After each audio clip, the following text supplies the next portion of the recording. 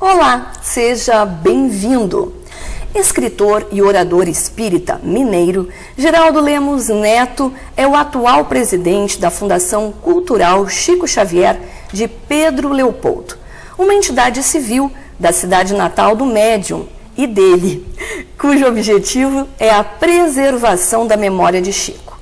Atualmente está empenhado em assumir a gestão do futuro Memorial Chico Xavier na cidade de Pedro Leopoldo, local onde Emmanuel apareceu pela primeira vez ao Chico.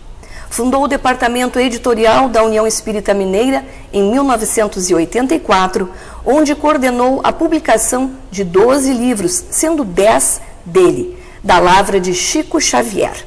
É o autor da biografia Chico Xavier, Mandato de Amor, lançada pela União Espírita Mineira para comemorar os 65 anos de mediunidade de Chico Xavier em 1992. E é ele que está entre nós. Eu queria te agradecer, assim, imensamente por tu teres aceito o convite em estar aqui no nosso programa, porque até antes de começá-lo, eu dizia que eu me debrucei para estudar um pouquinho sobre a tua vida, sobre o que tu fazes, e eu fiquei impressionada e já de antemão te dou parabéns e fico honrada de ter, assim, um ícone do espiritismo brasileiro, quiçá mundial, né? Porque saiu assim, é francês, mas aqui é o coração do espiritismo, né? Por estar aqui comigo. Não, eu que agradeço tamanha bondade. Estou longe disso, de ser ícone ou qualquer coisa desse gênero. É um prazer estar aqui, Fernanda, no seu programa, entre nós da TV Cidade de Pelotas. Muito obrigado por me receber. Capaz. Eu queria saber contigo lá do início, porque a gente tem muita curiosidade, principalmente as pessoas que não são espíritas, mas que são curiosos, e principalmente no que diz respeito ao Chico. Conhecido Chico, no mundo. Esse nome já faz assim, já nos emociona. Já. Né?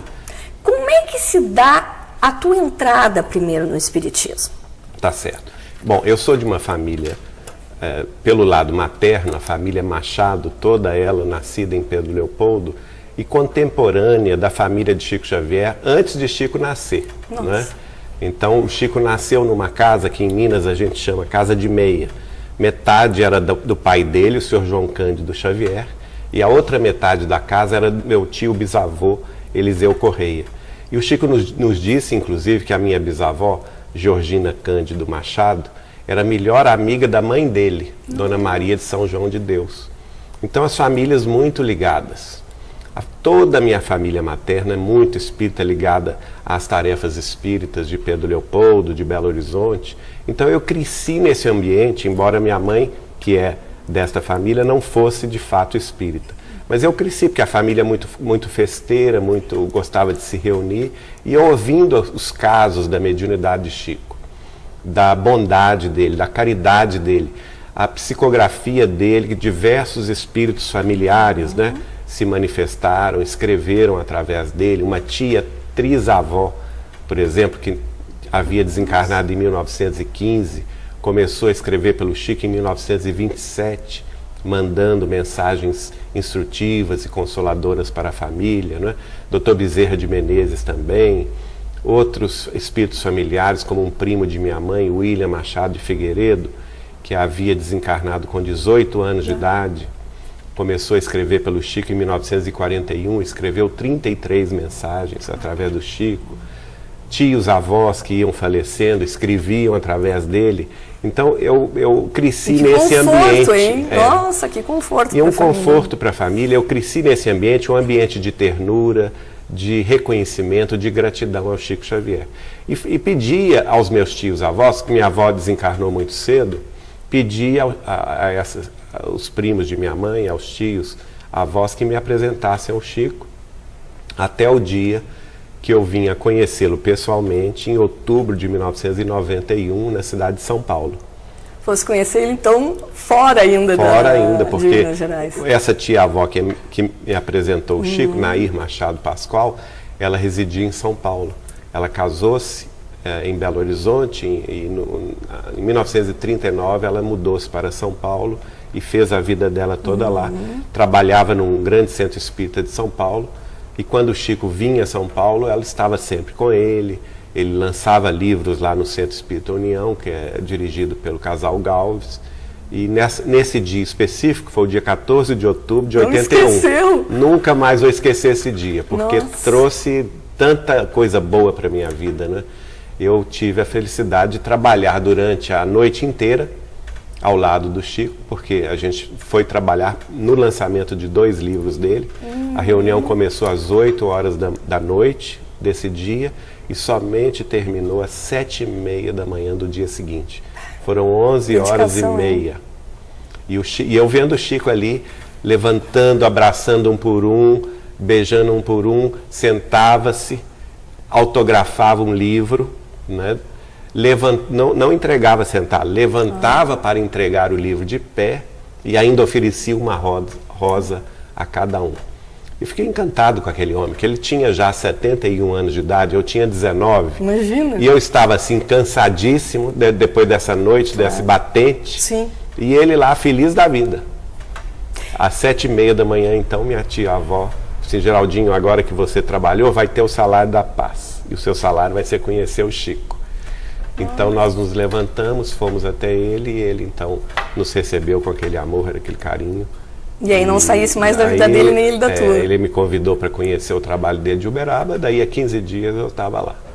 E como é que se dá, antes da gente continuar a parte do Chico, porque tu tens a vidência e tu psicografa, né? Sim. Até para as pessoas também entenderem. A tua vidência vem desde criança?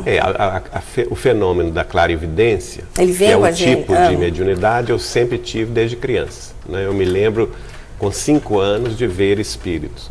Mas não era uma coisa muito frequente, né?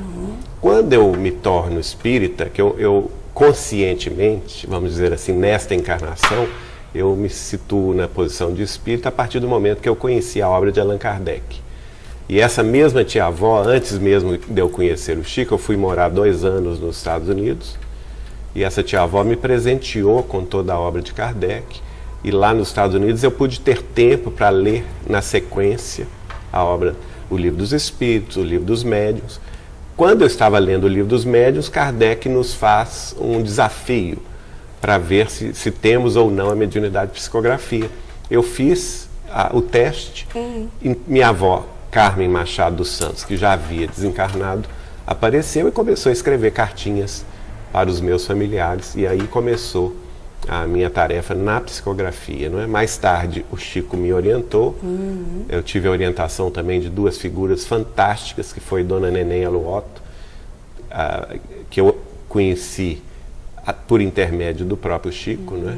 Ela presidiu a União Espírita Mineira durante 33 anos, e um grande também palestrante e amigo de Chico Xavier do movimento espírita, que foi o senhor José Martins Peralva Sobrinho. Então essas 3 pessoas foram guias para mim nesse aspecto da condução da mediunidade, né? E aí, antes de começar o programa, a gente conversava que tu tens toda uma história bem diferente do que as pessoas conhecem do Chico, né? Tens aquela história de conviver com ele, de estar na casa dele. Como é que ele era, assim? A gente tem muita curiosidade de saber, assim, porque a gente vê reportagens, as pessoas falando, né, aparecendo ele psicografando, só no trabalho.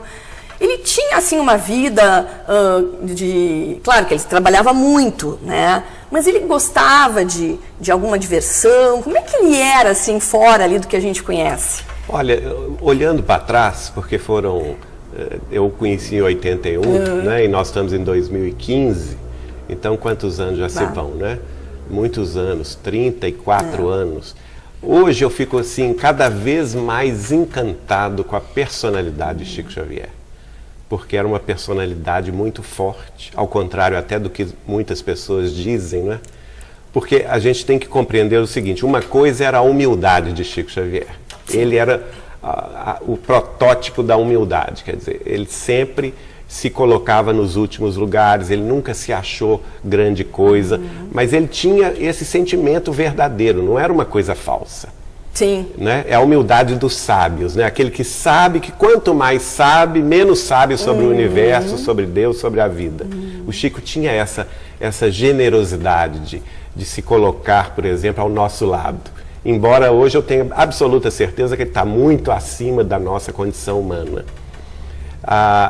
Isso era mais verdadeiro na intimidade, porque eu tive a convivência familiar não só pela ligação da família Machado com ele, de Pedro Leopoldo, que me abriu muitas portas, como também a minha primeira esposa, o irmão dela, Vivaldo da Cunha Borges, residia com Chico Xavier em Uberaba. Nossa, ele era o responsável pela diagramação das obras, pela revisão de todas as obras que o Chico publicou a partir de 1968. Então nós passamos a nos hospedar lá na casa dele e ter essa convivência familiar. Diária, né? Diária e tudo. Quando eu residia em Belo Horizonte, mas pelo menos 2 vezes no mês estava lá em Uberaba com ele. E o Vivaldo também, o Eurípides. E nessas, fora do trabalho espírita, porque ele era muito disciplinado e muito trabalhador, o Chico, né? Mas sempre diz, né? Disciplina, né? Mas fora do trabalho, dentro de casa, o Chico era uma pessoa completamente adorável, né? Sempre preocupado com o outro, sempre com o sentido de estar ajudando, fazendo alguma coisa pelo outro. Então, eu até brinco o seguinte, para mim o Chico era o senhor do tempo, porque ele não dormia, quase não dormia, era 1 hora, 2 horas no máximo por noite. Que loucura. Não precisava, né? Não precisava. E ainda brincava conosco, que a gente tinha que conquistar horas ao sono. Esse era Chico Xavier. Sempre preocupado em fazer alguma coisa de útil, né? E quando estávamos lá com ele, nas conversas na madrugada, né, ele recebia muitas visitas. Então era muito interessante, porque pessoas de variadas procedências, de várias religiões, de níveis sociais diferentes. Ele recebia artistas globais, artistas famosos, cantores, como ele recebia lavadeiras e pedreiros e pessoas humildes do povo, e dava a eles o mesmíssimo tratamento, sem qualquer diferença, né? Ele colocava a dor da pessoa, a angústia da pessoa em primeiro lugar, né? E procurava auxiliá-la na medida das suas possibilidades. Isso para mim foi um ensinamento muito grande. E ele sempre muito amoroso, sempre muito dedicado ao outro. E ele tinha, assim, horários de lazer, de fazer outra coisa, de passear ou não? Ele não se permitia? Não, ele gostava de passear, sim, de carro. Naquela época não existia ainda o DVD. O que existia era o videocassete. Sim. Não sei se você se lembra. Claro. Então o videocassete era a sensação, né, da Sim, década de 80. Então ele gostava, por exemplo, eu trazia para ele filmes, como por exemplo o Ghost. Que é relacionado, né? Exatamente, que foi relacionado. Então ele gostava de ver, ele gostava muito de assistir Jornada nas Estrelas. Nossa, Deus. Aquela série Sim. fantástica, maravilhosa, né? Então ele tinha esse lado de lazer, dentro de casa, vendo esses filmes conosco. Agora eu chamo a atenção pelo seguinte, o domingo, né, o dia de folga do Chico Xavier era o domingo. O que ele fazia? O que ele escolhia? Era o dia que ele escolhia para responder às milhares de cartas que ele recebia toda semana. Eram 2.000 cartas por semana, 4, 5, 6 mil cartas por mês. Ele que respondia. E ele gostava de responder. Claro que ele não dava conta. Sim, não conseguia, né, responder a todos. Mas então, as senhoras lá de Uberaba preparavam caixinhas de mensagens avulsas dele. Elas embalavam aquelas caixinhas. Mas ele mesmo, Chico Xavier, gostava de subscritá-las. Então ele chamava a tarefa do correio. Esse era o lazer do Chico. Sentava na cadeira 7 horas da manhã de domingo e ficava até a meia-noite, 1 hora da manhã do dia seguinte, respondendo cartas, escrevendo. E ele tinha uma mediunidade muito curiosa, que é a mediunidade de psicometria, em que ele pegava, por exemplo, uma carta, tirava do bolso aquela carta, né? Às vezes falava comigo, fazia assim com os dedos, esfregando os dedos na carta, e a sobrancelha dele ficava junto e tudo, parece que ele entrava naquele clima e começava a falar o que estava acontecendo com aquela família. Nossa. E aí eu ficava muito impressionado, porque eu falava com ele, mas Chico, como que você sabe disso? Porque Você nem abriu a carta está fechada, eu estou vendo. E ele falava assim, Geraldinho, eu não sei o que acontece comigo, mas eu não preciso abrir a carta para lê-la. Eu entro na onda mental da pessoa que me escreveu e posso ler os sentimentos que ela expressou ao escrever a carta. E por isso é que eu estou sabendo que essa mãe está sofrendo muito, porque o filho está... Ou perdeu o filho. Ou perdeu o filho, ou ele entrou no campo das drogas, ou então o marido abandonou, enfim. Dramas da vida humana que são comuns e existem até hoje. E ele então fazia todo um esforço para responder àquela dor, não é? Ou enviando um livro da sua lavra, ou uma caixinha de mensagens, ou então ele mesmo escrevendo, sob a inspiração dos guias espirituais, uma resposta para a pessoa. Muitas pessoas dizem que ele seria a encarnação de Allan Kardec. Isso se confirma? Se confirma, sem dúvida, é a reencarnação de Allan Kardec. Meus familiares sempre acharam isso.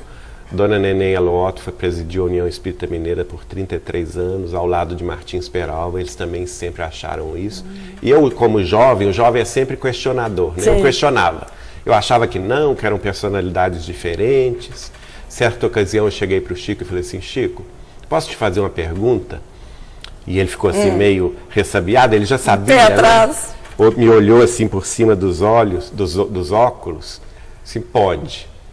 Você pode me dizer onde anda Allan Kardec hoje? Foi bem na pergunta. Porque eu tinha que fazer uma pergunta que não fosse colocá-la em dificuldade, né? Aí ele deu um movimento para trás nas costas, deu uma boa gargalhada, que ele sempre foi muito alegre, o Chico, né?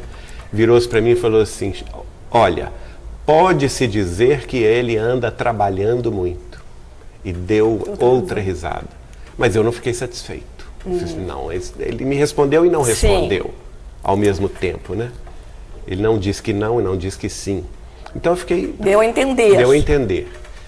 E eu fiquei assim imaginando como que eu ia abordar esse assunto. E sempre que eu ia abordar, eu ficava mudo. Eu não conseguia expressar, perguntar diretamente. Aconteceu que em 92, o nosso companheiro, amigo de Mirassol, Adelino da Silveira, publicou pela primeira vez um livro assumindo essa tese. O livro chama-se Kardec Prossegue. A própria capa do livro, da primeira edição, já era muito significativa, porque a imagem de Kardec vai se decompondo, assim, em degradê, e aparecendo o Chico do outro lado. E o título, Kardec Prossegue, no final do livro ele assume essa tese, porque o próprio Kardec assumiu no Obras Póstumas que os espíritos disseram a ele que a missão dele não se restringia a uma vida só. Que ele haveria de se preparar um tempo na espiritualidade e retornar à vida física para completar a missão no século seguinte. E ele próprio conclui, Allan Kardec, pelo dizer dos espíritos e o cálculo do tempo intermediário entre uma vida e outra, cremos que eu estarei de volta ao corpo físico no máximo no início do século próximo, que é o século XX. Né? Chico nasceu em 1910. Né? Então, o Adelino assume essa tese e, para minha surpresa e alegria, eu recebo este livro em casa, autografado pelo próprio Chico. Né? Então eu penso, se não fosse verdade, o Chico jamais autografaria este livro. E eu fico sabendo que ele passou a autografar este livro para diversos amigos. Por exemplo, nosso amigo John Harley, de Pedro Leopoldo, biógrafo de Chico Xavier, recebeu um livro, Kardec Prossegue, autografado por ele. Então eu fiquei feliz, falei assim, a próxima ida minha a Uberaba eu vou perguntar. Mas chegou a vez, em março de 92, na hora H estávamos só almoçando, eu, ele e Eliana. Na hora H me faltou a coragem de perguntar. Ele virou-se para mim e perguntou, Geraldinho, o que você achou do livro do Adelino que eu te mandei? Era a resposta. Era a resposta. Eu comecei a falar tudo o que eu achava e ele começou a chorar.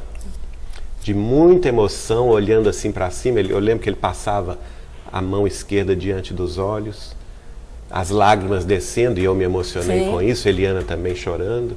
E ele vira e se fala comigo assim, é uma coisa muito curiosa este fato, Porque desde quando eu me entendo por gente, na minha meninice em Pedro Leopoldo, eu guardo integralmente na memória todas as páginas do Evangelho segundo o Espiritismo. Nossa. E ele ainda fala, desde quando eu tinha 5 anos de idade. Ora bem, Imagina. se ele conheceu o Espiritismo nessa vida com 17, que é a biografia, todos os biógrafos falam nisso, como que com 5 anos ele guardava as páginas do Evangelho na memória? E ele emocionado, e nós ali chorando, os 3 chorando, ele se levanta, vai ao quarto ao lado, pega outro exemplar do livro Kardec Prossegue e me autografa. Quer dizer, chancelando isso, né? Mais tarde ele passa a divulgar isso. A nossa querida Marlene Nobre divulgou isso, o Adelino, o nosso querido Weimar Muniz de Oliveira, que presidiu a Federação Espírita de Goiás durante muito tempo, até escreveu um livro fantástico de pesquisa sobre isso, chama-se A Volta de Allan Kardec, em que ele vai nas fontes, são mais de 40 depoimentos de pessoas ligadas ao Chico, e que de alguma forma ou de outra tiveram essa confirmação do Chico. Nossa. Mas ele escolheu essa confirmação nos últimos 10 anos da vida dele, porque a obra já estava feita, não é?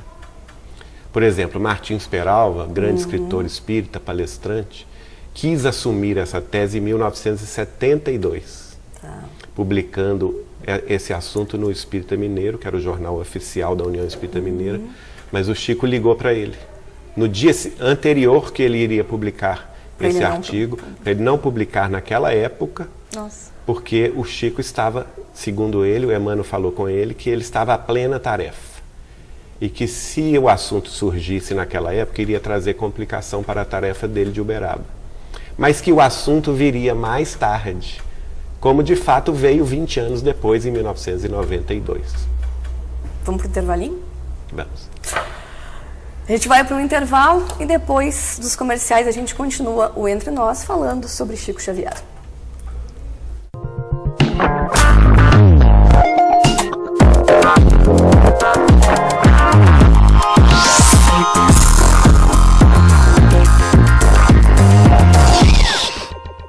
Como você quer começar 2015? Com a minha empresa dobrando o faturamento. Tá, vou pegar uma onda no Laranjal. Será que tem onda na Lagoa? Eu vou começar meu curso de engenharia. Bate, espero que a safra esse ano seja bem boa. Para todos os seus sonhos, temos um carro que vai ajudar a realizá-los. Marvel Veículos, a conquista que te move. Combina com café, com chocolate, com frutas. Combina com muita coisa gostosa. Leite Dambi Consulate, a combinação perfeita de sabor e qualidade. Dambi Consulate, combina com você, com a sua saúde e com a sua vida.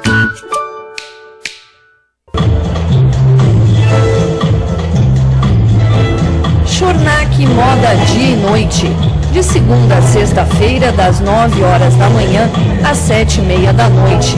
Sábado, 9 horas da manhã às 6 horas da tarde, sem fechar ao meio-dia.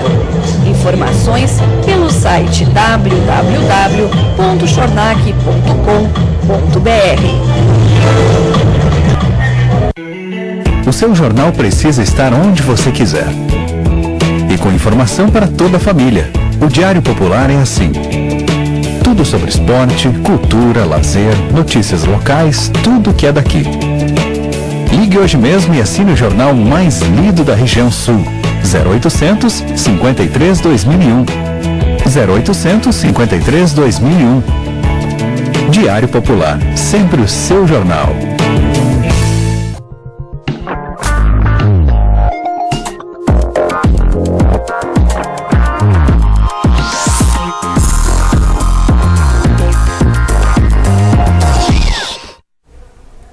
Voltamos com o Entre Nós, com o entrevistado mineiro, orador e escritor Geraldo Lemos Neto. Geraldo, a gente falava no primeiro bloco um pouco da vida do Chico Xavier, dessa questão da tua convivência com ele, de ele, depois no final já da vida, assumir essa antivida, né, do Allan Kardec. E aí, como é que surge para ele, eu não sei se ele chegou a conversar, os espíritos que se ocupavam deles, os mentores dele, ele te falava alguma coisa assim, por exemplo, o Emmanuel foi o primeiro que chegou nele através da mão dele? Não, na verdade não. A psicografia, uma das faculdades, porque Chico Xavier era, vamos dizer assim, um mosaico de mediunidades. Tá. Ele não tinha só a psicografia, né? Porque ele é muito conhecido por a psicografia, a psicografia de Chico Xavier, até hoje, nós dirigimos lá em Pedro Leopoldo a casa de Chico Xavier, que é um local onde ele residia, a casa onde ele residiu na cidade, e que se tornou um centro de referência à vida e à obra dele, onde os pesquisadores vão e tal. E lá nós temos expostas todas as obras do Chico. E chegamos a incrível contagem de 486 obras já publicadas até hoje. Publicadas, hein? Publicadas, imagina, 486. Nossa. Certa ocasião me convidaram para falar sobre os gêneros literários na obra de Chico Xavier, e eu cheguei na seguinte conclusão: a obra é tão vasta e tão extensa que ela pode ser classificada em todos os gêneros e subgêneros da literatura. Né? Só daí a gente tem uma noção da complexidade da obra. Quer dizer, seria impossível uma pessoa só, uma mente só, escrever isso tudo. Né? Sim. Então a interferência espiritual é clara na vida de Chico. Nessa interferência, nós vamos contar, por exemplo, cerca de 3.000 espíritos desencarnados que se utilizaram das faculdades de psicografia do Chico. Tá. Escrevendo. Então temos espíritos dos grandes poetas portugueses e brasileiros, né? Li o primeiro livro que ele publicou, por exemplo, Parnaso de Além-Túmulo, e livros que se seguiram, Lira Imortal, Antologia dos Imortais, Poetas Redivivos. Temos livros como, por exemplo, de Emmanuel, que são verdadeiros romances épicos da humanidade, há 2000 anos, 50 anos depois, Paulo Estevão, Ave Cristo, Renúncia, cada um deles focalizando um determinado século da história humana, mostrando as variâncias ali que deram gestão aos movimentos cristãos no mundo. E nós vamos ver, por exemplo, livros de ensaios doutrinários de Emmanuel, ensaios evangélicos, que é aquela série Caminho, Verdade e Vida, em que ele vai comentando versículo a versículo do Evangelho de Jesus, das cartas de Paulo, das cartas de Pedro. Então são estilos muito diferentes. André Luiz, por exemplo, é um espírito que vai aparecer para falar de quê? Para falar de medicina espiritual, da vida espiritual, da mediunidade do ponto de vista do mundo espiritual, né? Eu chego a dizer que eu cheguei na seguinte conclusão, né? Os 18 principais livros de André Luiz, sendo 16 deles psicografados diretamente pelo Chico, e 2 em parceria com o Valdo Vieira, eles são, a gente pode dizer que são um verdadeiro tratado sobre a vida espiritual, a mediunidade e o relacionamento dos espíritos desencarnados conosco na Terra. Então são coisas muito específicas. E tem, vamos dizer assim, o espírito comum, que sou eu e você e todos que desencarnam e que querem se comunicar com seus familiares, e que nas reuniões públicas de Pedro Leopoldo e depois Uberaba utilizavam da mão do Chico, em horas seguidas, de mensagens, eram em média 10 mensagens por reunião, mensagens particulares.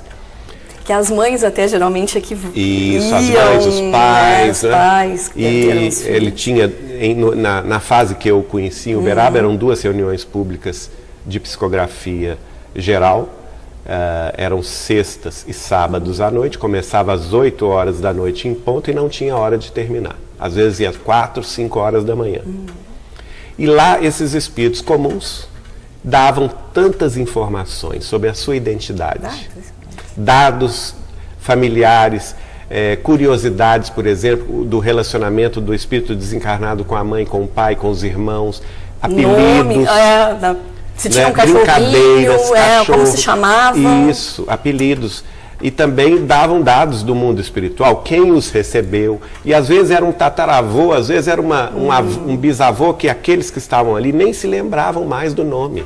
Sim, que depois até voltavam e pesquisavam, e né? Ficavam impressionados, né? Então isso era uma constante toda semana em Uberaba, era assim, 2 vezes por semana. E a gente se emocionava de ver a emoção das famílias em reconhecer o familiar através do lápis do Chico, né? E isso ele se doou tanto a essa tarefa que ele disse-me, certa ocasião, que ele teve um grande infarto do miocárdio quando ele completou 50 anos de mediunidade. E a partir daí, isso foi em 1977. A partir daí ele desenvolveu uma doença que é a angina pectoris, a dor no coração, que era recorrente, o fazia sofrer muito.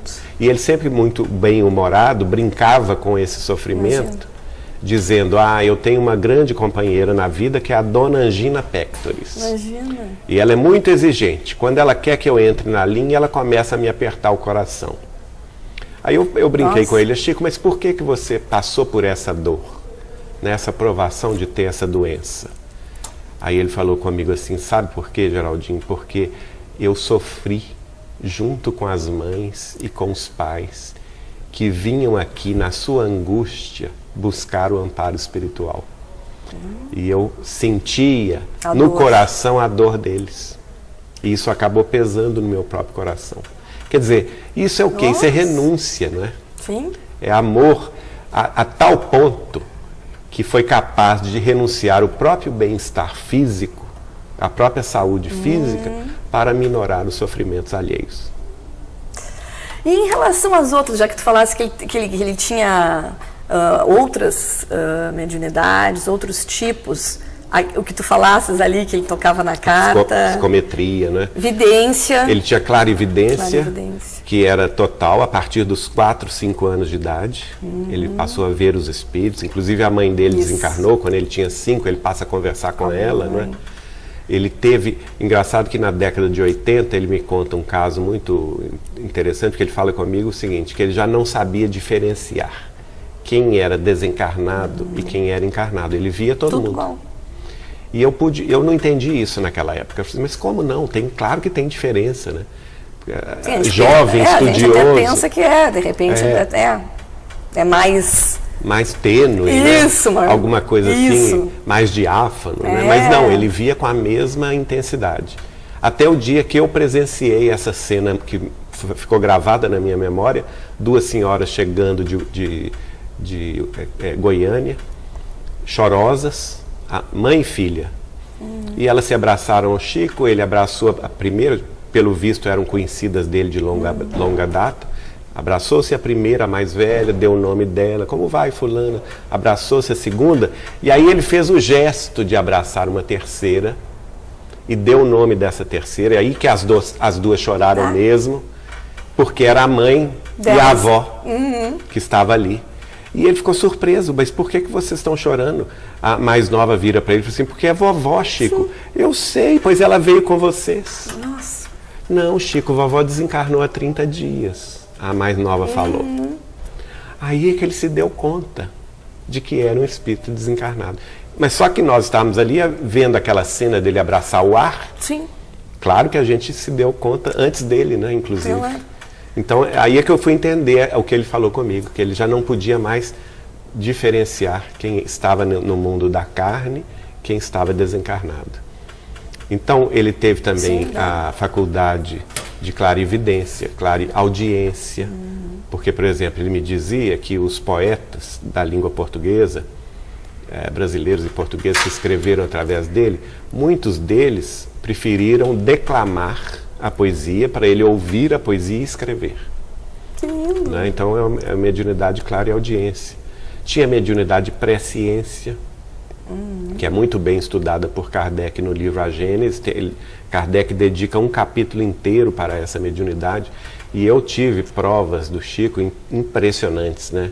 De o Chico me avisar do futuro que viria na minha família. Por exemplo, ele previu a doença de meu pai passou pelo mal de Alzheimer, ficou 15 anos doente até desencarnar, e o Chico previu isso com mais de 14 anos de antecedência. E era comum a gente, na convivência com o Chico, ele prever coisas que iriam acontecer daí a 3 horas.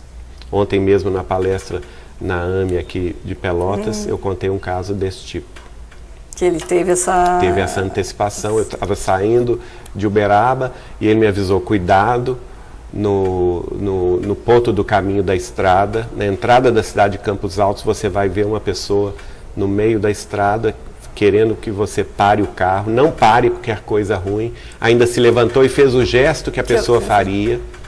E daí a 3 horas que eu me despedi dele com a Eliana, nós pegamos o carro, eu já tinha até esquecido do assunto, exatamente no ponto da estrada, citado pelo Chico, lá estava o homem, fazendo o gesto que ele tinha feito, e eu pude então escapar do que seria provavelmente um assalto. Sim. Né? E ele nunca, não sei se comentou assim, eu acho que acredito que ele nunca tenha se queixado desses dons, né?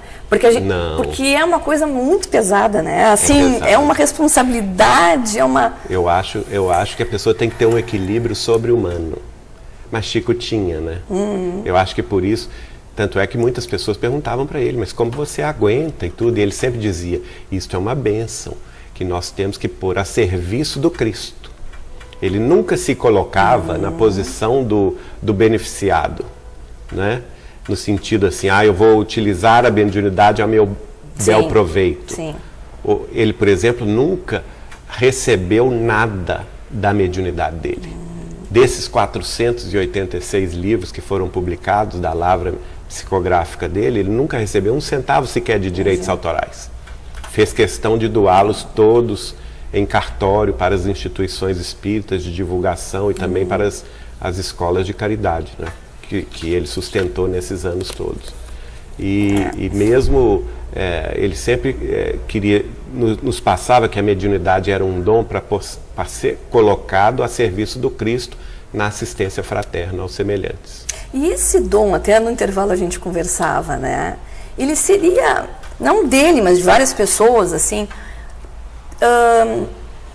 seres, espíritos que teriam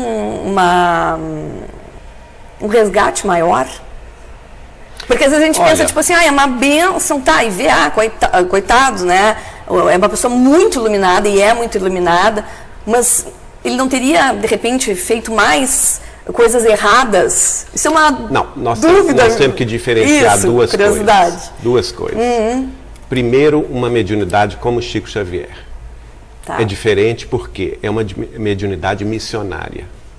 Né? Porque ele veio com uma missão de colaborar com a iluminação do mundo, colaborar com, vamos dizer assim, o aumento do ritmo do progresso espiritual do mundo. E aí são mediunidades raríssimas. Eu diria até que 1 em cada século vem com esse tipo de mediunidade. Por exemplo, nós temos que ver a mediunidade também. A mediunidade não é uma propriedade do espiritismo. O espiritismo apenas compreende a mediunidade.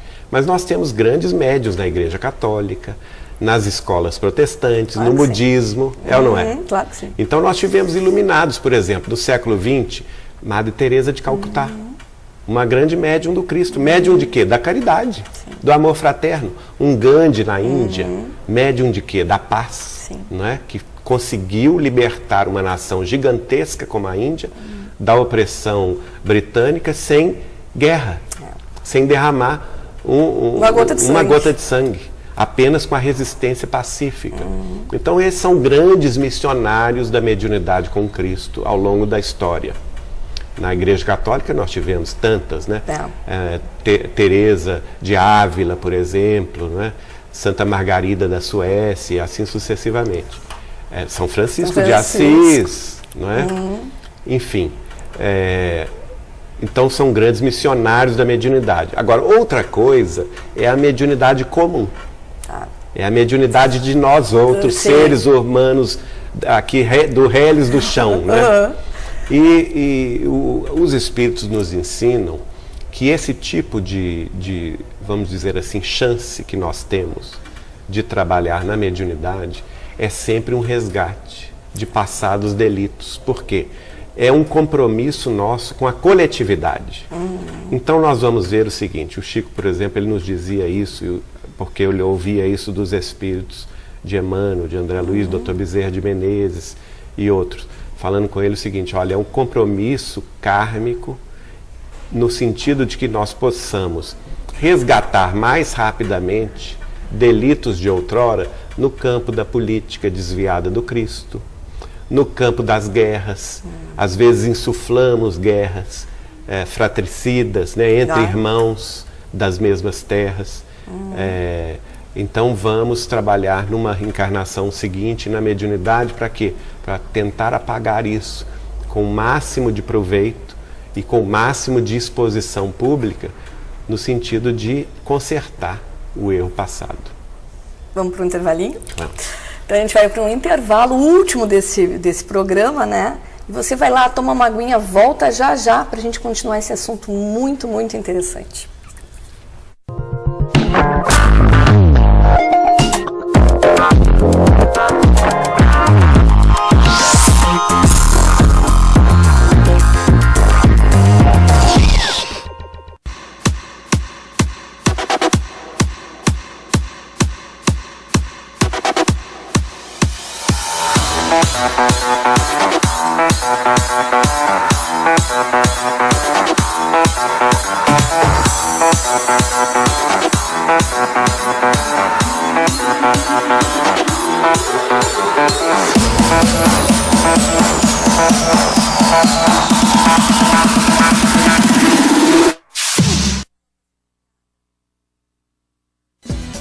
O que de melhor existe em tecidos, confecções, tapetes, cortinados e produtos de cama, mesa e banho, você encontra na Casa Blumenau.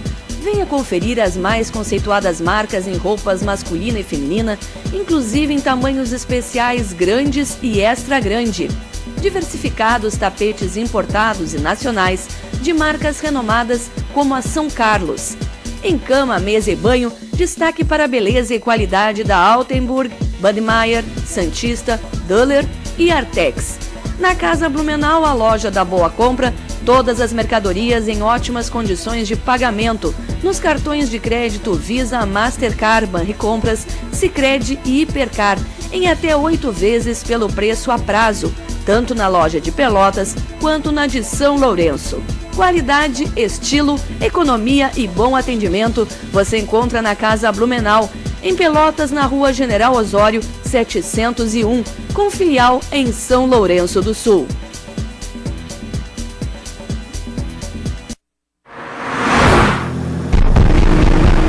Você ouviu isso? Caramba! Owen Wilson! Sorry, I can explain. There's been a big misunderstanding.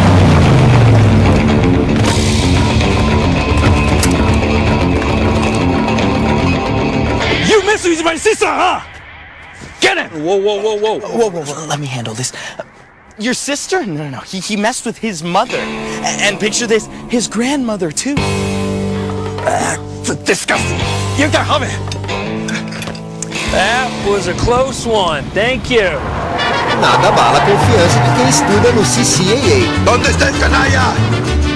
Another misunderstanding? ¿Dónde está el canalla?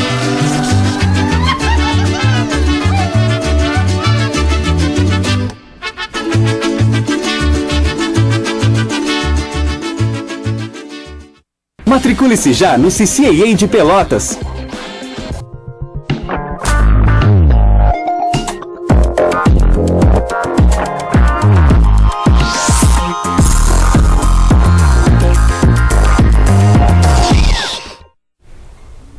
Voltamos com o programa Entre Nós, que continua falando sobre Chico Xavier, a parte mais desconhecida dele, já que está com a gente uma pessoa que foi amiga, que estuda muito a obra dele, que é o Geraldo, e que veio a Pelotas, inclusive, falar sobre a obra dele, falar sobre os mentores, e que a gente vai ter oportunidade de, num outro programa, falar sobre isso. Em relação à casa de Chico, como é que se dá? O que tem lá? Se as pessoas podem participar, conhecer? Pois é, a casa de Chico Xavier de Pedro Leopoldo é a cidade, vamos diferenciar o seguinte, a cidade natal de Chico Xavier é Pedro Leopoldo, que participa ali da grande Belo Horizonte, capital de Minas Gerais. Ele viveu os 49 primeiros anos da sua vida lá. Depois ele mudou-se para Uberaba, no Triângulo Mineiro, onde ele veio a desencarnar, não é? Na cidade natal de Chico, ele mesmo construiu com muito esforço, demorou 2 anos, né, com um salário pequeno que tinha como servidor público do Ministério da Agricultura, construiu essa casa onde ele residiu muitos anos. E mesmo depois de mudar-se para Uberaba, ele manteve a casa na sua posse, porque ele visitava a família com frequência.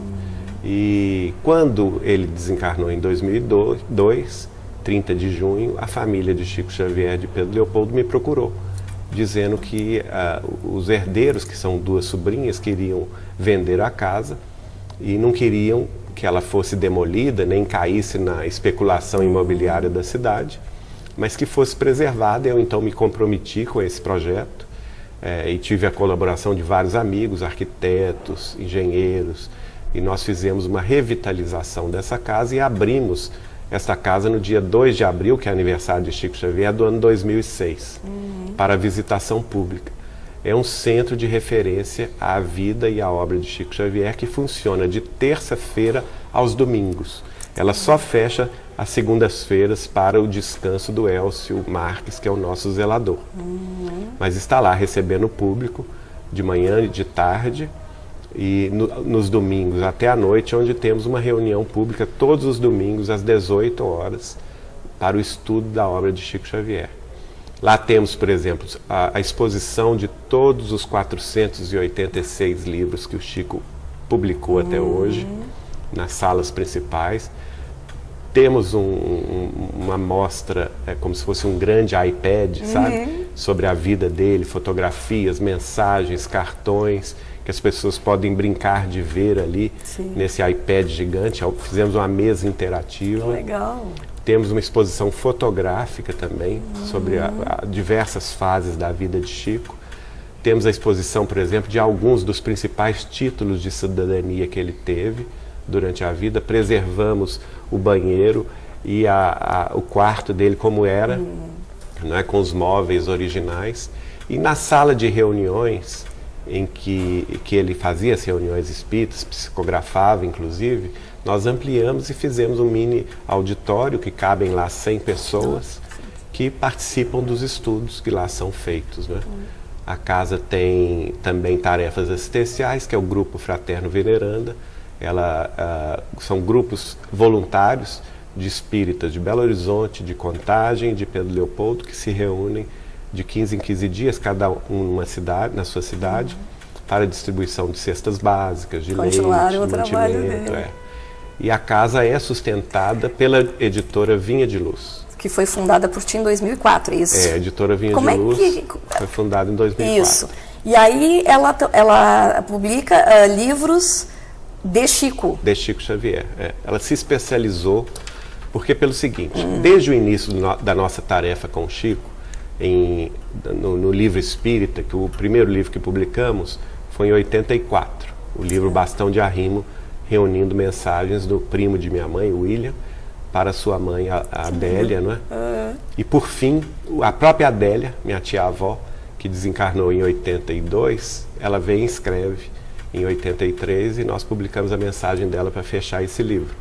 Então, a partir daí, não foi uma programação nossa. Eu acho que a própria espiritualidade me levou a fazer esse tipo de trabalho. Eu passei a publicar inicialmente 10 livros do Chico na União Espírita Mineira, sempre mensagens antigas, mensagens que o Chico tinha psicografado e famílias tinham guardado, e esse material chegou às minhas mãos e eu com ele, a gente programou essas edições. Mas depois da morte dele, em 2002, eu não imaginava que isso ia continuar acontecendo, né? Mas aconteceu, porque eu várias famílias passaram a me procurar, famílias de Dona Neném Luoto, do Martins Peralva.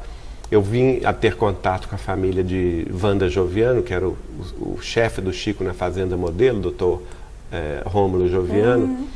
E lá o Chico psicografou 2 vezes por semana, na casa do Joviano, que era a sede da fazenda onde o Chico mesmo trabalhava, como funcionário público federal, né, do Ministério da Agricultura. E lá ele frequentou durante 18 anos o culto do Evangelho desta família, 2 vezes por semana, e psicografou. Então eles tinham, imagina, uma quantidade. Então um material de 18 anos de psicografia, 2 vezes por semana. Imagina. Todo esse original, inédito, e tudo no original. Nossa. Muito bem preservado pela nossa querida Wanda Amorim Joviano, que hoje reside em Petrópolis, né? É uma das dirigentes do Lar Espírita André Luiz. Então ela nos entregou todo esse material para publicação e a gente começou a publicar. São os livros de Neio Lúcio, como Sementeira de Luz, Sementeira de Paz, Colheita do Bem, os livros de Emmanuel, Deus Conosco, Iluminuras, o livro Militares do Além, que é muito interessante, porque são almirantes, generais do Exército do final do século XIX, início do século XX, que vieram se manifestar nessas reuniões em Pedro Leopoldo, né, dando nome e tudo. E o livro Depois da Travessia, que é muito interessante, porque ele mostra várias mensagens de espíritos diversos, espíritos iluminados, espíritos medianos, espíritos sofredores, sobre a experiência deles no mundo do além, né? Nem sempre muito boa. Claro, então, depende do que tu foi na Terra, né? Exato. Não é apagado o que tu fez aqui, pelo contrário. E a própria, quando foi em 2009 também, a própria família do Chico me procurou para me entregar a guarda e a conservação do arquivo pessoal do Chico Xavier. Então, tudo que ele havia guardado durante a vida, e lá nós descobrimos psicografias inéditas, né? Publicamos, por exemplo, o primeiro livro de Chico Xavier no centenário, no ano 2010, que é belíssimo, porque o Chico, antes de publicar livros, ele tinha tanta vontade de publicar livros, mas não tinha meios nem recursos, que ele mesmo fazia livros manuais. Imagina. Costurava a capa, fazia o que nós chamamos hoje de diagramação ou de programação visual, né? Desenhava em torno das mensagens, quer dizer, compunha livros, verdadeiro, uma relíquia. E nós achamos um único, porque ele, em determinado momento, ele nos contou que o pai dele que não compreendia a missão dele, ficava um pouco revoltado, chateado, porque ele fazia isso de madrugada, pegava isso e queimava. Mas ele salvou um, que é o que nós publicamos na íntegra, e reproduzindo a letra dele, reproduzindo os desenhos, tudo em capa dura, um livro muito belo. E essa tarefa do livro que está conosco até hoje, né, de resgate de mensagens antigas, temos ainda um material imenso para publicar, e vamos continuar nessa tarefa. E essa tarefa que sustenta a manutenção da casa de Chico Xavier de Pedro Leopoldo. Da casa. E aí, só para a gente encerrar, também está sendo construído um memorial para ele pela própria prefeitura, né? Isso. Nós temos 2 memoriais, né? Um que vai ser inaugurado esse ano na cidade de Uberaba, que já está em fase avançada. E, infelizmente, o de Pedro Leopoldo ainda está muito atrasado, está na fase da fundação ainda, mas é uma iniciativa do Ministério das Cidades, que dotou a prefeitura da cidade de Pedro Leopoldo com uma verba. Foi feita uma licitação pública e aí tu já viu, né? Tudo que envolve o poder público é muito difícil, complicado. Nós não temos gerência sobre essa construção, mas temos um convênio com a prefeitura da cidade de Pedro Leopoldo, como presidente da Fundação Cultural Chico Xavier. Quando a obra estiver pronta, e Deus queira que seja em breve, vai ser assim.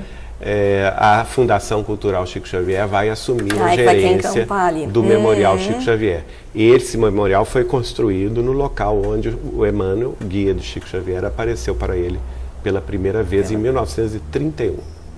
E aí mais uma tarefa para ti também. É mais uma tarefa e estamos felizes de abraçá-la. Não, e tu tão moço assim, a gente se impressiona. Moço com 53, meio século e 3 anos. Mas a gente se impressiona, assim, da tua dedicação, desse teu trabalho, desse teu brilho no olho, assim. Obrigado, querido, esse seu carinho. Não, assim, ó, queria te agradecer imensamente a tua presença aqui, para nos contar um pouquinho desse lado, te conhecer. Muito obrigado. Desse teu trabalho maravilhoso, né, que a gente pôde contar durante o programa um pouquinho, né, e tu poder também manter vivo, embora milhares de pessoas vão lá e tudo, mas não tem tiveram essa convivência que tu tivesses, né? Esse carinho mais assim familiar, um carinho mais de amizade. O Chico foi um membro da minha família, né? Claro. Então é uma coisa assim, eu acho que é uma bênção de Deus, e eu fico pensando assim, olha, muita gente fala comigo assim, Geraldinho, você teve um privilégio. Não, gente, eu acho o seguinte, eu acho que a caridade dos mentores espirituais comigo foi muito grande, deve ter pensado assim, esse menino não tem jeito. Então a única forma dele tomar pelo menos um rumo na vida é colocar ele perto do Chico Xavier. Perfeito. E está indo muito bem pelo que a gente está vendo. Muito bem, que continue essa obra maravilhosa, esse trabalho maravilhoso. Obrigado. Né? Muito obrigado. Que quando vieres a Pelotas de novo, que foi a primeira vez, estou muito encantado com a cidade. Portas abertas aqui. Muito no obrigado. Programa. Obrigado, Fernanda. Agradeço por estar entre nós. E obrigado ao carinho também da TV Cidade. Capaz. E a gente agradece a você que ficou aí do outro lado, tanto pela TV quanto pela internet. E a gente se encontra no próximo Entre Nós.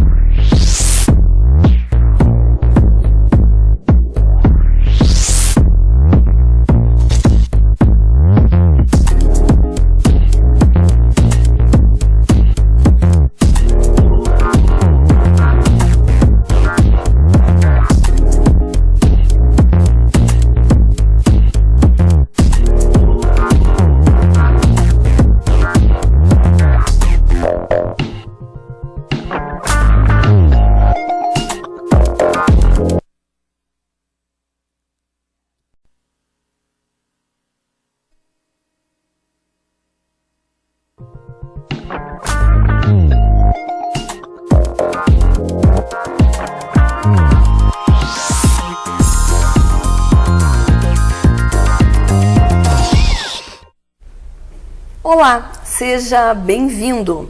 Escritor e orador espírita, o mineiro Geraldo Lemos Neto, esteve aqui em Pelotas falando sobre a obra de André Luiz na visão de Neio Lúcio e Emmanuel.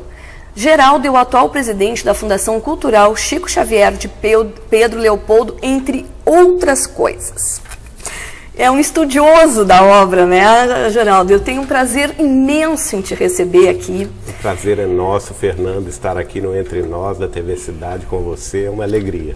E assim, ter visto todo o teu trabalho, ter pesquisado, tu és uma pessoa totalmente dedicada, tanto ao espiritismo, quanto ao Chico Xavier, que foi teu amigo da tua família. E nessa tua palestra, nessa tua exposição sobre André Luiz na visão de Neio Lúcio e Emmanuel. Como é que se deu isso? Tu descobrisses umas obras inéditas dele, que ele fazia num evangelho em casa, de uma família. Como é que se dá isso? É muito interessante, porque muitas vezes as pessoas me perguntam isso, mas como que você pode saber a opinião de Emmanuel, do benfeitor Neio Lúcio, sobre as obras de André Luiz, né? Porque nós vamos na fonte, né?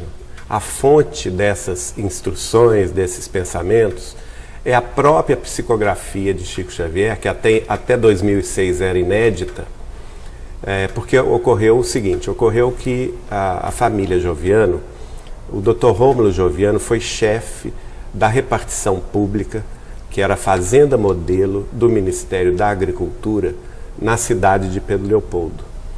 Dr. Rômulo e sua esposa, Dona Maria, já eram espíritas, porque eles se converteram ao espiritismo no início do século na cidade do Rio de Janeiro. Ele foi transferido inicialmente para Pedro Leopoldo, depois para Londrina e retornou a Pedro Leopoldo justamente no ano de 1927, quando Chico Xavier começou a mediunidade de psicografia dele. E ele já era espírita nessa ocasião, quer dizer, olha como a espiritualidade trabalha, né? Que nada é por acaso. Né? Nada é por acaso. Levou um casal espírita para a cidade de Pedro Leopoldo chefiar, na ocasião, a maior empresa pública da cidade, que era a Fazenda Modelo. E justamente alguns anos depois, 1931, o Chico começa a trabalhar nessa fazenda, né? E ele passa então num concurso público para ser funcionário público federal em 1935 e durante 25 anos quase, até 1959, ele é funcionário público dessa fazenda. Não, isso até vou te interromper um pouquinho, é bem interessante, porque pouco se sabe dessa parte de trabalho no serviço público. Profissional.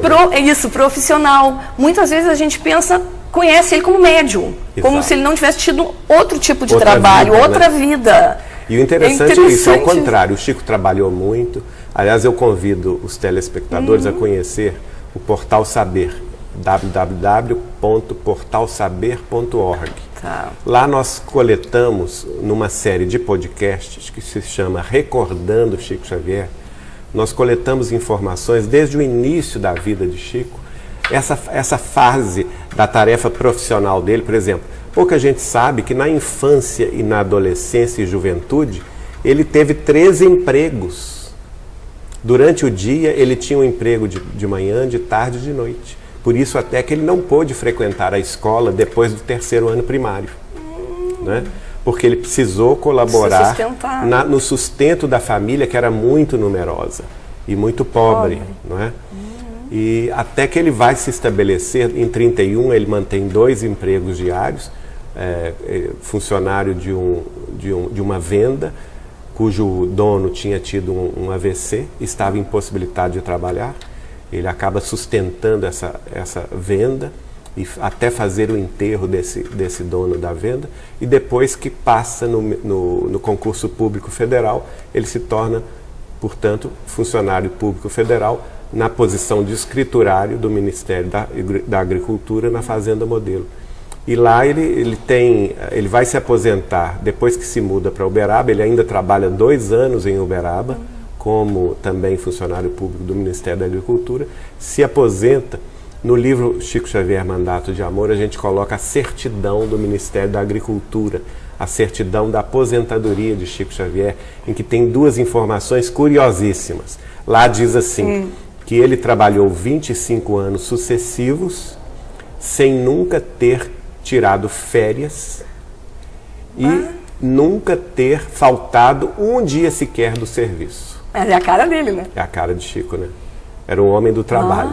Então, ele trabalhava muito no campo profissional, era muita responsabilidade na mão dele. Sim. Hoje nós sabemos pela filha de Dr. Rômulo, Dona Wanda Joviano, que o pai dela tinha absoluta confiança no Chico. Dava a ele os trabalhos mais difíceis, porque sabia que ele ia resolvê-lo, né? Resolvê-los todos. E, de fato, ele frequentou muito, como ele ia no trabalho. Essa fazenda dista 7,5 km do centro de Pedro Leopoldo, onde o Chico morava, residia. Então ele se deslocava todos os dias para lá. 2 vezes por semana, terças-feiras e quartas-feiras, ele permanecia depois do horário de serviço, que terminava às 5 horas da tarde, ele permanecia com a família Joviano, para tomar um lanche e depois do lanche frequentar o culto do Evangelho no lar, que era uma reunião familiar desta família, onde eles iriam estudar o Evangelho. E nessa, que bênção, né, dessa família. Sim, tô pensando e nessa nisso. reunião ele psicografava. Ele funcionava de médium de psicografia, recebendo familiares queridos dessa família, inclusive o pai de Dr. Rômulo, que era Dr. Arthur Joviano, tinha sido secretário da Educação do Estado de Minas Gerais, uma figura proeminente no campo da educação, teve um grande cargo no Ministério da Educação no Rio de Janeiro, desencarnou em 1934. Em 1935 ele começa a escrever através do Chico Xavier, até se reconhecer, quando Emmanuel escreve o romance 50 anos depois, na personalidade de Neio Lúcio, como sendo uma das suas encarnações anteriores. Revela isso para a família, através do próprio Chico, não é? Então, o próprio Emmanuel, o guia espiritual do Chico, está toda a reunião presente, mandando uma mensagem. E aí é que vem a curiosidade, porque nesse período foram 18 anos de psicografia sucessivas. Todas as semanas, 2 vezes por semana, durante 18 anos. E esse material todo está sob a minha guarda, foi entregue pela Dona Wanda Joviano, a filha do casal que frequentou essas reuniões, né? Aliás, ela passou no mesmo concurso do Chico, para funcionária pública federal do Ministério da Agricultura, onde se aposentou. E o interessante é o seguinte, nesse período, o Chico está psicografando as principais obras dele. Nós estamos falando de as reuniões funcionaram de 1934, agosto de 34, até meados do ano de 52. Então, nesse período, Chico psicografou os romances de Emmanuel, ele psicografou toda a obra de André Luiz até o livro, quase o livro Evolução em Dois Mundos, né? Ele psicografou grande parte da obra de Humberto de Campos. Imagina. E os espíritos que estavam guiando esse trabalho, que é Emmanuel e Neio Lúcio, comentam o próprio trabalho mediúnico do Chico, através da própria psicografia de Chico Xavier. E por isso que nós vamos ter, então, por exemplo, o Emmanuel comentando sobre a personalidade de André Luiz, a obra que André Luiz começou a escrever a partir de Nosso Lar, em 1943. E não só Emmanuel, Neio Lúcio também passou a comentar esses livros que iam sendo produzidos numa velocidade extrema da psicografia de Chico, dando opiniões sobre o título do livro, dando detalhes, curiosidades sobre qual a função daquele livro, qual o objetivo que a espiritualidade maior traçou para aquele livro. Nossa! Né? Então é muito curioso, porque não é uma visão humana nossa da Terra. Que coisa louca! É uma visão dos guias espirituais de Chico Xavier sobre a própria obra de André Luiz, que o Chico estava psicografando nesses anos. Sim, de outro espírito, né? Espíritos desencarnados de uma condição superior, como Emmanuel e Neio Lúcio, né? Comentando sobre o objetivo dessas obras. Então é muito curioso isso, muito importante para todo estudioso da doutrina espírita. E aí, como é que está como é que tá esse trabalho? Assim, nós fomos, esse material chegou às nossas mãos através da editora Vinha de Luz, que faz parte, é um departamento editorial da Casa de Chico Xavier de Pedro Leopoldo. Então a editora começou a publicar esse material a partir do ano 2006. Nós fizemos 4 livros de Neio Lúcio, que é o Sementeira de Luz, o primeiro, o Sementeira de Paz, o segundo, Colheita do Bem, o terceiro, e um pupurri das melhores frases, dos melhores trechos, que a gente reuniu num livro só. Não é? Então são 4 livros de Neio Lúcio, e 2 livros de Emmanuel, que é o primeiro, Deus Conosco, e o segundo, o Iluminuras, que também é um pupurri das melhores frases sobre os escritos de Emmanuel dessa fase. Daí, nós tiramos essas informações sobre os livros de André Luiz. E a conclusão que a gente chega é que foi uma revelação par e passo, quer dizer, como se a gente subisse um degrau, cada livro um degrau. André Luiz, o Emmanuel comenta, por exemplo, que o André Luiz foi o mensageiro escolhido, né? E isso vai em sintonia com as conversas particulares que eu tinha com Chico, lá em Uberaba, na década de 80, na década de 90. Porque, certa ocasião, eu perguntei ao Chico, mas o André Luiz é mesmo o autor efetivo desses livros todos? São 18 livros, e são livros muito diferentes entre si, não é? Por exemplo, o livro Nosso Lar difere até na forma de expressão, na linguagem, do livro Evolução em Dois Mundos, do livro Mecanismos da Mediunidade, que são livros muito técnicos, sobre assuntos muito profundos. E aí o Chico me fala nessa ocasião o seguinte: olha, Geraldinho, o André Luiz foi um mensageiro escolhido a dedo pela espiritualidade maior, mas de fato o autor, ou melhor, os autores destes livros, na realidade foi uma comissão de sábios da espiritualidade maior. Aí eu comecei, que eu era muito jovem, perquiridor, né? Sim. Eu comecei perguntando a ele, então, Chico, me revela quem são esses 12 sábios, pelo amor de Deus, né? E ele então, não queria revelar, tanto eu insisti que ele falou que ele ia revelar somente um nome. E ele revelou o nome de Sócrates, sendo um dos autores efetivos desse esforço filosófico-científico, que é o tratado espiritual da obra de André Luiz. E em relação, à obra específica de André Luiz, no caso, quando vem o Nosso Lar, que foi a primeira conhecida nacionalmente, né? Isso. E que, acredito, eu leiga, assim, que despertou mais ainda a curiosidade, trouxe mais pessoas para o Espiritismo. Eu não sei se vocês conseguem ter essa sem dúvida percepção. Nenhuma. Porque é o seguinte, há uma... nós temos que olhar para trás e ver o seguinte: as informações, antes do Espiritismo, as informações sobre a vida espiritual eram muito restritas. Estavam muito no campo de 3 cenários possíveis, né? Um inferno eterno, dantesco, não é? Uma região intermediária, que seria o purgatório, e o céu de beatitudes, não é? É claro que a humanidade evoluiu, houve todo um progresso científico, tecnológico, a revolução industrial, enfim, vamos dizer assim, a mediana inteligência já passou a rejeitar essa noção simplista, né? Por que o inferno é eterno? Por que eu vou ser condenado por um erro, sendo que eu, pai de família, posso perdoar o meu filho por um deslize? Deus, que é amor e toda bondade, não há de me perdoar um deslize? Sim. Num momento de infelicidade, né? A razão passou a rejeitar essas questões eternas, né? Então veio o Espiritismo. Allan Kardec toca neste assunto, revelando uma das leis divinas, que é a lei de causa e efeito, ação e reação, né? Mostrando que Jesus já previa isso, no a cada um será dado segundo as próprias obras. Mas o próprio Kardec, ele não entra muito em detalhes. O máximo que nós temos na obra de Kardec é o livro O Céu e o Inferno, que vai mostrar a situação dos espíritos desencarnados, espíritos felizes e espíritos infelizes. Mas ele não entra no aspecto da vida cotidiana dos desencarnados. Como que é. Onde é que eles estão? Sim. Ele não entra nesses detalhes. Fazem o quê? No máximo ele fala em acampamentos espirituais. Ele chega a falar em cidades espirituais, mas muito en passant, não é? Então, nós acreditamos que com Chico Xavier, isso toma novo corpo, uma nova ótica, a partir da obra de André Luiz.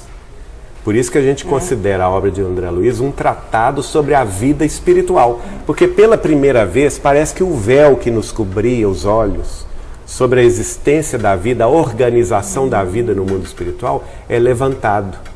O próprio Emmanuel comenta, por exemplo, que André Luiz estava levantando um pedaço do véu que encobre a noite triste dos túmulos, né? E ele chega a dizer, por exemplo, que a obra de André Luiz é uma antecipação da verdade. Não na sua verdade plena, completa, mas é uma antecipação do que é a verdade da vida além túmulo. Então, um esforço muito grande de nos revelar detalhes sobre a organização da vida espiritual, sobre a influenciação dos espíritos desencarnados na nossa humanidade terrestre e, por conseguinte, sobre a própria existência da mediunidade, que é uma coisa decorrência da outra. Se os espíritos nos influenciam, por conseguinte, a mediunidade está aí patente. Sim. Nós recebemos pelo pensamento a influência espiritual dos desencarnados e respondemos a ela conforme a nossa sintonia, não é assim? Então, André Luiz vai entrar em detalhes, só que desta vez não escritos por eminências encarnadas, estudiosos encarnados do assunto, mas é a própria visão da espiritualidade, não é, maior sobre a responsabilidade nossa, seres humanos, diante da vida.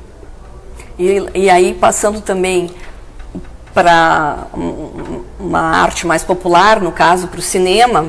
Aí, linguagem. Não, e deu todo mundo foi ver, foi uma...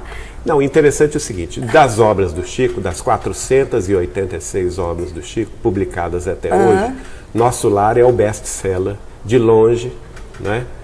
Parece que só Nosso Lar já ultrapassou os 4 milhões de exemplares vendidos. Então, das obras do Chico, é a mais vendida. Por que é a mais vendida? Porque é a que chama mais atenção. Claro. Porque está todo mundo querendo saber o que é do lado, como que é a vida no mundo espiritual. Sim, quem é espírita e quem não é. Exatamente, não importa. Eu acho que os organizadores, produtores, roteiristas do filme Nosso Lar foram muito felizes porque perceberam essa questão do interesse popular, independentemente da pessoa ser espírita ou não, né? E fizeram um filme muito bom, no meu modo de vista, e lançaram o que foi também um best-seller no cinema. Sim. Porque, na ocasião, Nosso Lar teve 4.300.000 visualizações pessoais nos cinemas do Brasil. Né? Isso foi, na época, um recorde extraordinário. E acredito também que tenha vindo até mais adeptos ao espiritismo depois dessa obra. Exatamente. Aí a arte, porque é claro que a linguagem artística ela é diferente da linguagem literária. Sim, veículos são diferentes, veículos diferentes. E ela pôde atingir o coração das pessoas. E eu tenho amigos espíritas, que não são espíritas, aliás, que ao assistirem Nosso Lar se emocionaram profundamente. Eu acho que não até teve quem não chorou. Acho que não tem lágrimas, quem não chorou, né? E porque passaram a ver a vida sob o outro ângulo, uma outra ótica. Sim. Não Não tá aqui, acabou tudo. Exatamente. Por Tem uma exemplo, esperança. Exato. Quem perdeu entes queridos Todo pelo mundo, fenômeno né? da morte, que quase toda Todo mundo família passa. tem, né? Avós, mãe, pai, irmãos, enfim, passa a ter aquela esperança do reencontro. Claro. Isso que esteja muito, bem, continuando a que vida, vida trabalhando, continua. estudando. Isso é muito importante, né? Nós já temos condição de encarar, não somente do ponto de vista religioso, mas principalmente do ponto de vista filosófico e científico, essa realidade. Pois é, em relação até à ciência, que sempre se bateu com religião, embora o espiritismo seja doutrina, né, filosofia, espiritualidade, tudo, e ciência, hoje existe uma assinatura bem grande a favor da doutrina, né? Da ciência, dando voz. O espiritismo, nós podemos dizer o seguinte, a ciência espírita, que foi codificada por Allan Kardec, é a ciência da sobrevivência do espírito após a morte. Né? Porque Allan Kardec, ele chega nessa conclusão depois de muita pesquisa, depois de muito estudo, ele codifica as informações da mediunidade que ele colheu. Ele também inaugura no mundo a ciência da mediunidade, porque até então não se tinha nada no aspecto do modus operandi da mediunidade. Não é? Você tinha informações imprecisas e era tudo no campo ou do maravilhoso ou da superstição, não é? Sim. Ou então do muito elevado, que são aquelas manifestações dos santos da Igreja Católica, ou então do muito demoníaco, que são as influências espirituais negativas. Mas não se tinha uma compreensão científica do fenômeno. Allan Kardec vai classificar isso, criar a ciência espírita a partir do Livro dos Médiuns. Não é? Mas a humanidade ainda não estava preparada no campo da ciência para voos mais altos, que vem a partir justamente do século XX, com Einstein, não é? Com a revelação da teoria da relatividade e toda a decorrência da relatividade geral, da relatividade absoluta, que dá campo, por exemplo, ao surgimento de uma série de novas interpretações científicas dentro da mecânica quântica, da física quântica. E hoje nós estamos tendo um desenvolvimento tão grande nesse aspecto que é de se surpreender hoje o cientista continuar sendo materialista. Porque acabou hoje, o que nós temos hoje? Nós temos o cientista materialista, é aquele na realidade que está vivendo de dogmas. Né? Porque, como disse Emmanuel, através do Chico, num prefácio do livro Nos Domínios da Mediunidade, o próprio materialista ele chegaria a reconhecer o seu erro porque a ciência ia caminhar a tal ponto de identificar que não existe a matéria do ponto de vista absoluto. Sim. Que tudo é muito relativo e muito ligado à percepção sensorial das criaturas. Vamos para o intervalo? A gente vai para o intervalo, depois dos comerciais continuamos o nosso assunto aqui com o Geraldo, que veio de Belo Horizonte, esse médium maravilhoso que estuda Chico Xavier, que está aqui em Pelotas falando um pouquinho de André Luiz na visão de Emmanuel e Nélcio. A gente volta já já.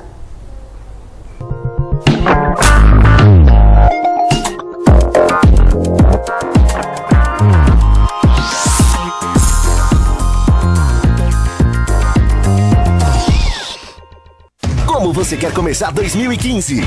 Com a minha empresa dobrando o faturamento. Vou pegar uma onda no Laranjal. Será que tem onda na Lagoa? Eu vou começar meu curso de engenharia. Bate, espero que a safra esse ano seja bem boa. Para todos os seus sonhos, temos um carro que vai ajudar a realizá-los. Marvel Veículos, a conquista que te move. Combina com café,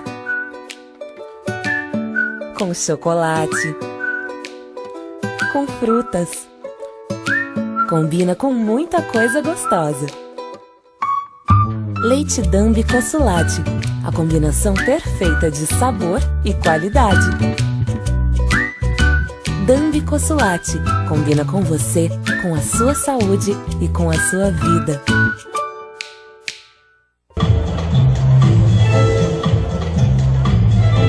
Schornack Moda Dia e Noite, de segunda a sexta-feira, das 9 horas da manhã às 7h30 da noite.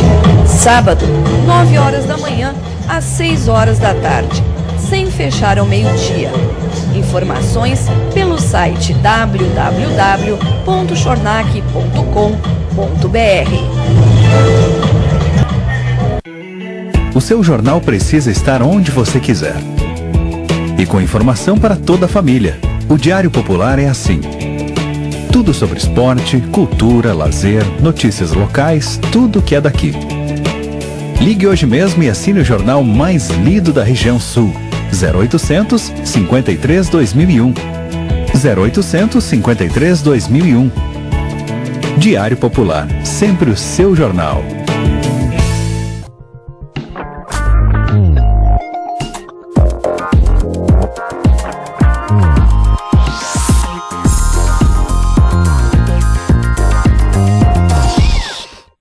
Então, no primeiro bloco a gente falou um pouco do trabalho do Chico, né? Em relação a que ele realmente trabalhou, né, Geraldo? Que a gente muitas vezes acha que ele não teve uma outra função, que ele trabalhou, era funcionário público, que trabalhou numa fazenda modelo, e que daí surgiram 18 anos de psicografia durante o Evangelho no Lar, né, dessa família que trabalhava. Joviano, né? Isso. Falamos um pouquinho da ciência, e aí volta um pouquinho em relação ao André Luiz.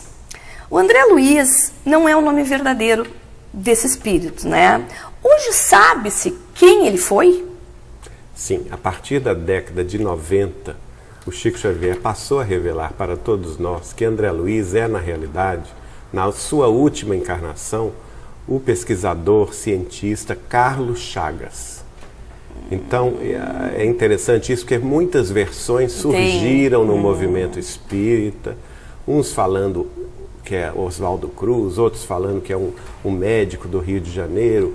E eu quero dizer e deixar bem claro o seguinte, gente, esqueçam isso. Chico Xavier dizia, e eu acho que quem mais poderia saber que não o próprio Chico. Chico Xavier dizia que André Luiz é Carlos Chagas, na sua última encarnação. Então nós temos vários testemunhos de amigos de Chico Xavier que ouviram disso do próprio Chico, né? Por exemplo, Dona Susana Maia Mouzinho, aconteceu um fato muito curioso. Ela é grande amiga de Chico, natural do estado do Rio Grande do Norte, residia no Rio de Janeiro, trabalhava no Ministério da Educação no Rio de Janeiro. Numa das visitas que ela fez ao Chico, em Uberaba, o Chico pediu a ela, Susana, eu quero pedir a você um favor. Vá até a praia de Botafogo com um amigo, com uma pessoa que seja ligada às belas artes, e peça a essa pessoa que pinte o quadro da face de Carlos Chagas. Mas não explicou para ela por quê, né? Então, e a Susana chegou no Rio assim impressionada, porque como que ela ia encontrar uma pessoa ligada às belas artes? Que ela não conhecia ninguém, nenhum artista plástico que pintasse. Mas o Chico retrato, tinha um retrato, e o Chico tinha encomendado isso a ela. E ela foi comentar isso na repartição pública. Ela não sabia, o Chico sabia, mas ela não sabia que o colega dela de repartição fazia escola de belas artes. Então ele falou com ela, não, Susana, eu vou fazer esse quadro para você, pode deixar. Olha, mas o Chico pediu que ele não queria, não é, porque lá tem o busto, não o busto, tem o Carlos Chagas na praia de Botafogo, de corpo inteiro. Mas o Chico recomendou que ele queria só a face, só o rosto de Carlos Chagas. Então esse amigo pintou Carlos Chagas, entregou o quadro para Suzana. Suzana foi a Uberaba entregar o quadro ao Chico. E ao entregar o quadro ao Chico, ela nos relatou isso está no livro, inclusive, Sementeira de Luz, esse relato dela. Ao entregar o quadro ao Chico, ele então vira-se para ela e fala assim: Suzana, este é o retrato de André Luiz. E ela fica muito surpresa e ele então autografa atrás do quadro para ela e escreve isto. Este, na letra dele, é o retrato de André Luiz e dedica o quadro a ela. Este quadro está na casa dela do Rio de Janeiro, na sala de visitas. Durante muitos anos ela fez um culto do Evangelho na casa, no apartamento do Rio de Janeiro, lá na praia do Flamengo. E várias pessoas viram, participaram e tudo, né? Eu fui uma delas. Então, tem esse testemunho. Tem o testemunho do nosso querido Hércio Sintra Arantes, que durante muitas décadas dirigiu o Instituto de Difusão Espírita de Araras, que foi uma das principais editoras de livros espíritas do Chico Xavier. E o Hércio, como editor de Chico, ele fazia viagens a Uberaba, estava na intimidade de Chico Xavier para tratar dos livros. E numa das ocasiões, ele chegando na casa de Chico Xavier, Chico estava recebendo descendentes de Carlos Chagas, não é? Médicos que trabalharam com Carlos Chagas, familiares, descendentes de Carlos Chagas, e ele falando abertamente sobre André Luiz como sendo Carlos Chagas. E o Hércio ouviu tudo isso, né? E ao final as pessoas se despediram do Chico. Ao final o Hércio então questionou o Chico: Chico, mas escuta, é o que eu entendi? Sim. O que você acabou de dizer para tudo essas pessoas todas, o André Luiz é Carlos Chagas? E o Chico: o André Luiz é Carlos Chagas. E o Hércio escreveu um artigo sobre isso, que foi publicado no Anuário Espírita 2004. Quer dizer, são vários testemunhos, e nós ouvíamos isso lá do Chico. Sim, tu conviveu direto. Então, eu não vejo sentido algum do movimento espírita se discutir um assunto quando o próprio Chico Xavier, o próprio Valdo Vieira, que também recebia o André Luiz, já declararam de público que o André Luiz é o espírito de Carlos Chagas. Né? Agora, isso é importante? Não, não é importante. Porque ele mas é interessante. É interessante. É interessante que a gente vai refletir que o Carlos Chagas foi um grande cientista. Né? Foi uma personalidade de projeção. Sim. Ele descobriu, por exemplo, a questão da doença de Chagas. Daí é o nome dele. Né? Daí quase ganhou um prêmio Nobel de Medicina por conta disso. Sim. Ele, para quem não sabe, na época, ele foi um dos cotados pelo Nobel lá de Oslo e da Suécia a ser agraciado com o prêmio Nobel. Quer dizer, uma grande personalidade científica do mundo. E não é à toa que ele foi escolhido, que no entanto passou ao mundo espiritual por um período de sofrimento, que ele mesmo conta no livro Nosso Lar. E que a gente vê no filme, quem não leu o livro. Exatamente. E no entanto ele é escolhido pela espiritualidade maior justamente para ser o mensageiro deste grupo de sábios da espiritualidade, para trazer ao mundo noções mais claras sobre a vida espiritual. Não, e é muito interessante essa comissão de sábios, né? Terem um interlocutor. A gente sabe pelo menos um, que o Chico revelou, que é o espírito de Sócrates. Né? Tu imagina assim, né? Exato. E em relação às palestras essas que tu ministras, que tu veio aqui em Pelotas ministrar, a procura é muito grande, né? As pessoas têm muito interesse no assunto espiritismo. Tem muito interesse, e eu acho que além disso, tem muito interesse na figura de Chico Xavier. Né? Eu acho que o nome Chico Xavier chama muita atenção, e eu fico refletindo o seguinte: por que ele chama tanta atenção? Por que o Chico fez tanta diferença? E a única resposta possível é essa: porque ele praticou o que ele pregava. Porque ele deu exemplo ele mesmo, na coerência da própria vida, aquilo que ele esposava no campo filosófico e religioso. Não é? Por isso ele fez tanta diferença, e ele foi capaz de atingir o público extramuros do espiritismo. Porque caso contrário, pense bem, o Chico foi eleito no ano 2012 a maior personalidade da história do Brasil. O brasileiro de todos os tempos, o maior brasileiro de todos os tempos. Foi eleito por votação popular do SBT, correto? Correto. E isso foi escolha livre, espontânea. Se fosse somente votação dos espíritas, se nós somos, segundo o censo do ano 2010, menos de 5 milhões de adeptos, jamais nós teríamos essa votação. Quer dizer, o Chico foi votado por católicos, por ateus, por protestantes, por budistas, hinduístas, né?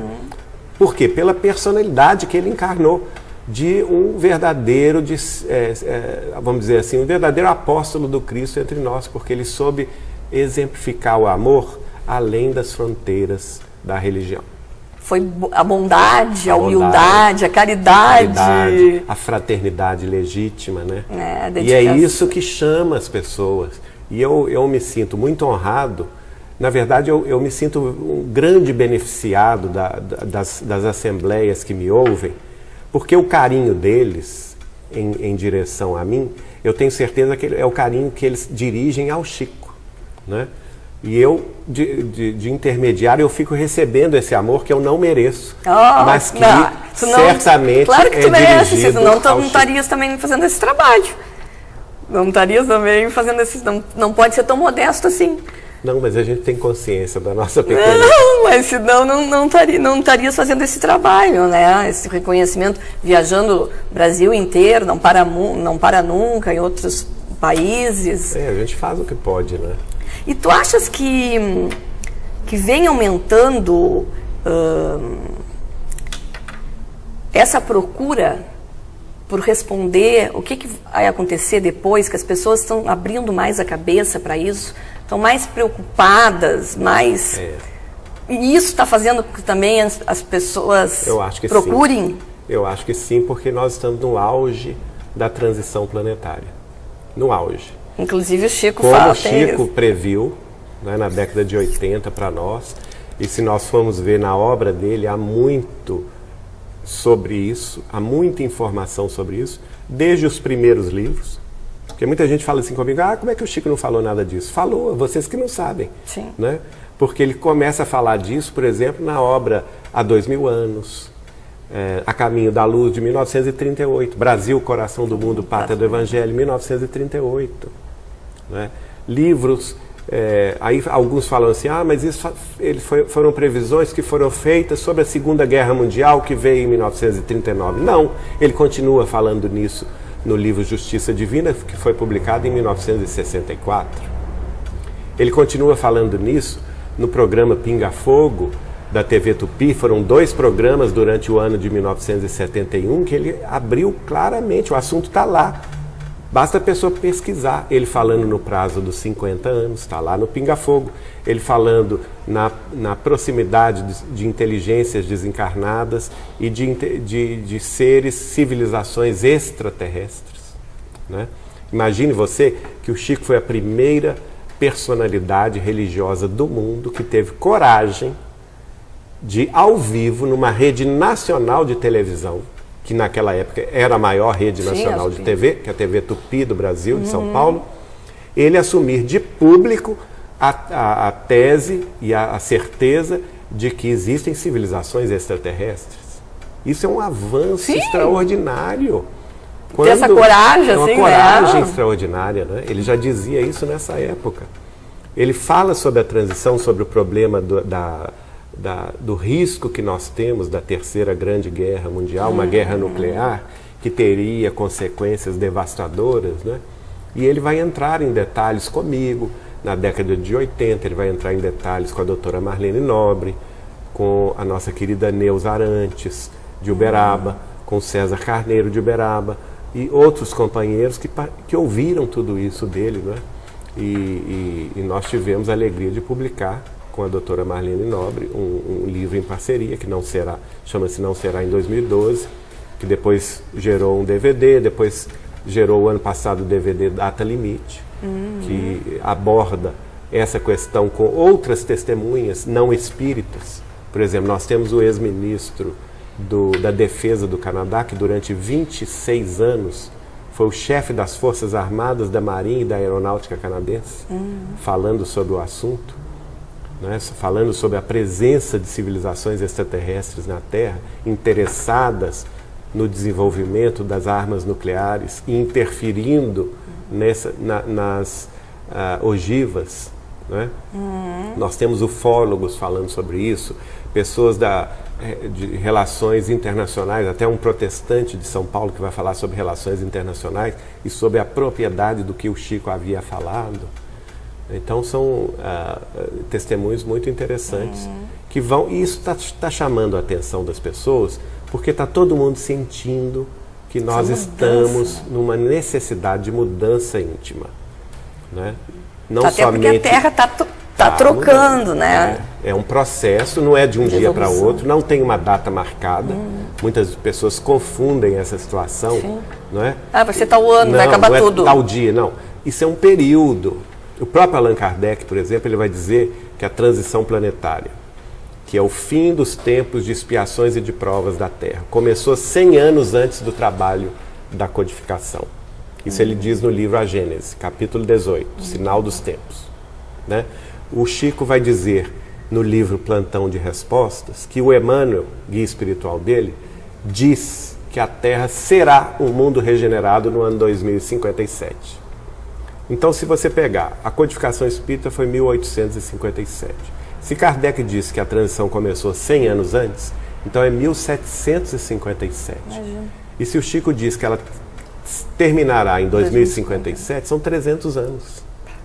Nesses 300 anos, nós temos modificações sociais, modificações políticas, modificações científicas, ambientais, descobertas científicas maravilhosas. Tudo que o Chico nos previu, por exemplo, que a partir de 2019, por exemplo, que se a gente conseguir chegar lá em paz, que nenhum de nós pode prever os avanços que nós teremos a partir dessa data, está acontecendo, porque a ciência está desvendando tanta coisa, a medicina está desvendando tanta coisa. Os cegos hoje já têm implementos oculares que os fazem ver. Os surdos implementos auriculares que os fazem ouvir. Os paralíticos caminhando, alguns já estão... Por quê? É por descobertas científicas, aparelhos que estão sendo aperfeiçoados, não é assim? Então é um processo que vai nos dando condições para nos liberar dos sofrimentos da vida terrestre e nos dedicar mais tempo à espiritualidade. Vamos então para o último intervalo do programa e nós voltamos já já. Não é emprego.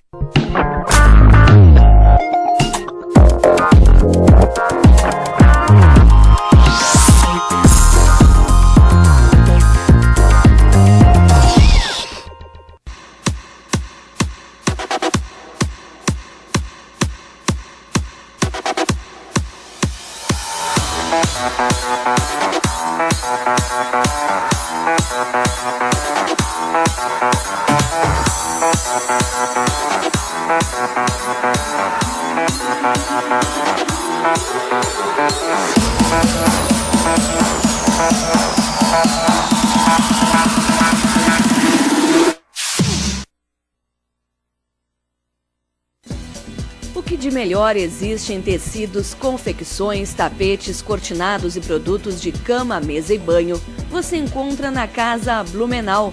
Venha conferir as mais conceituadas marcas em roupas masculina e feminina, inclusive em tamanhos especiais grandes e extra grande. Diversificados tapetes importados e nacionais de marcas renomadas como a São Carlos. Em cama, mesa e banho, destaque para a beleza e qualidade da Altenburg, Budmeier, Santista, Döhler e Artex.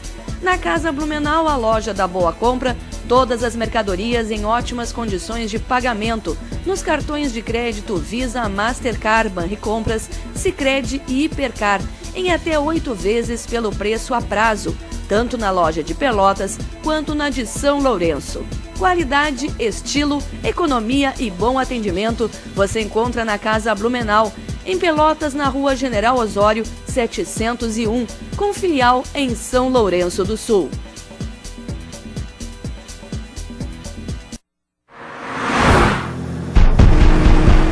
Você ouviu isso? Caramba! Owen Wilson. Sorry, I can explain. There's been a big misunderstanding.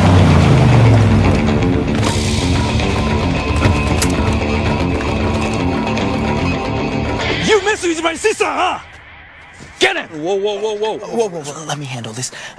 Your sister? No. He messed with his mother. And picture this, his grandmother, too. Disgusting. You got have it. That was a close one. Thank you. Nada abala a confiança de quem estuda no CCAA. ¿Dónde está el canalla? Another misunderstanding? ¿Dónde está el canalla?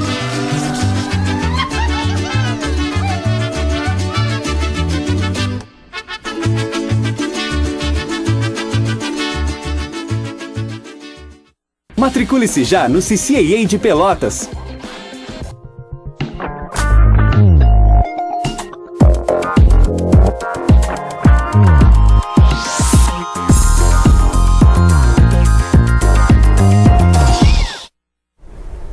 Voltamos com Entre Nós, quem hoje está entrevistando o espírita, orador e escritor Geraldo Lemos Neto.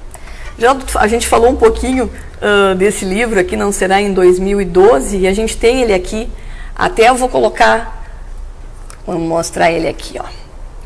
E é da editora Vinhas, não, né? Essa aí é da editora da doutora Marlene da Nobre, doutora Marlene. editora Folha Espírita de São Paulo. De São Paulo. Que fala também, é bem fininho até, é uma leitura, para quem não gosta muito de ler, boa, né? Esse é o Data Limite. É o Data Limite também, ano passado. Que foi lançado ano passado, que também o Chico fala, né, sobre essa evolução da sociedade. A mudança de paradigma. Isso. Né? Aqui a gente tem os teus, esses dois aqui, né? Aí são livros da nossa psicografia. Vamos mostrar aqui, ó. O Inácio de Antioquia. É a história de um seguidor do Cristo, discípulo de João Evangelista, no primeiro e segundo século da vida cristã. E quanto tempo tu demorou para 18 meses. Todos os domingos, durante 18 meses. E veio psicografado. Qual o espírito? É o espírito de Teóforos. Interessante. E esse aqui também? Esse é o Resto de Luz, são espíritos diversos. Restos de Luz. Mensagens sobre o Evangelho de Jesus. Que também é psicografado. Quantos livros tu já psicografaste? Editados, esses dois somente. Tá, mas não editados. De vez em quando vem... Como é que é esse teu trabalho? Assim? Eu comecei esse trabalho na década de 80, não é? Recebendo o espírito de minha avó. Depois o Chico me orientou a psicografar no culto do Evangelho no lar, durante 15 minutos. Depois de alguns anos, ele me pediu que psicografasse em público, e eu comecei a psicografar na década de 80 no Centro Espírita Luz, Amor e Caridade de Belo Horizonte, né? Onde temos nossas atividades corriqueiras. Né?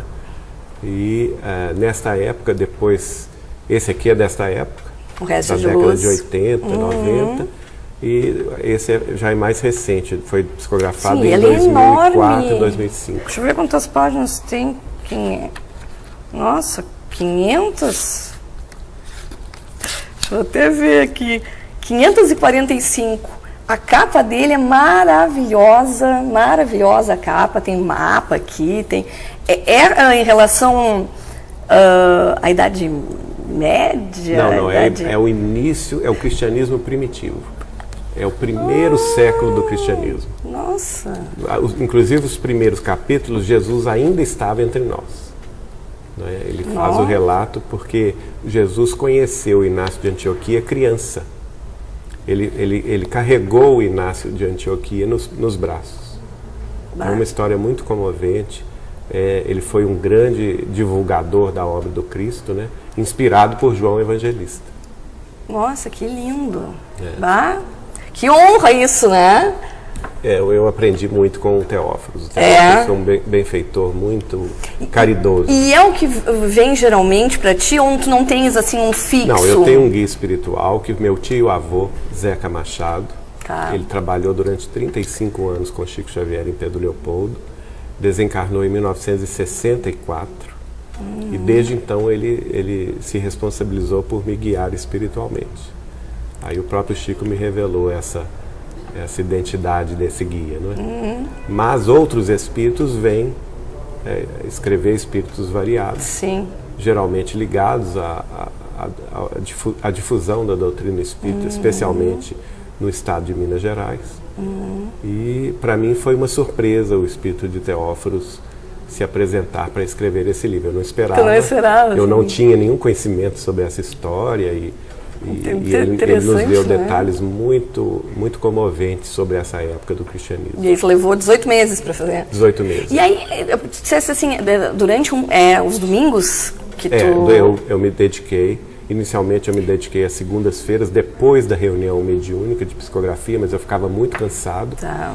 Aí ele mesmo me indicou, não, você precisa de um dia em que você não tenha contato com o exterior. Porque isso é combinado entre vocês? É combinado, é combinado. De ter um tipo que nem um trabalho, um dia trabalho, certo, que ele também vai se preparar para vir para falar contigo. Você tem que ter disciplina, porque senão, não é? Nesse caso aqui, eu marquei às 18 horas de domingo. Então, de 18 horas até a meia-noite, eu ficava psicografando. Sim, o livro uma vez por semana, com a presença da minha irmã Joyce e de uma grande amiga médium de Belo Horizonte, a Noêmia Barbosa da Silva, que nós carinhosamente chamamos de Nona. E isso, ele é psicografado, tu fazes na tua casa? Este livro foi feito, alguns capítulos no Centro Espírita Luz, Amor e Caridade, e o corpo maior da história, né, nas reuniões na minha casa, com a presença da minha irmã e da Nona. Sim, porque tem que ter esse amparo, né? Amparo, tem que ter esse amparo para fazer. A gente está já meio encaminhando para o final. E a gente teve um programa falando do Chico contigo, né? Isso. Que as pessoas que não puderam ver depois está postado no YouTube. O Chico volta por agora? Não. Tu conseguisse ter algum contato depois com ele, assim? Não, eu tenho contatos com ele pelo desdobramento mediúnico, através do sono do corpo físico, né? Em que eu, entre aspas, sonho com ele, converso com ele, ele me dá instruções e tudo. Inclusive, meu contato com a Wanda Joviano veio de um sonho, né? O Chico me pedindo para procurá-la. E aí surgiu todo esse trabalho do livro da família Joviano, né? Ele dizia para nós que ele somente iria escrever através do Emmanuel reencarnado. Porque o Emmanuel, guia espiritual dele, reencarnou no ano 2000. Ele nasceu no ano 2000.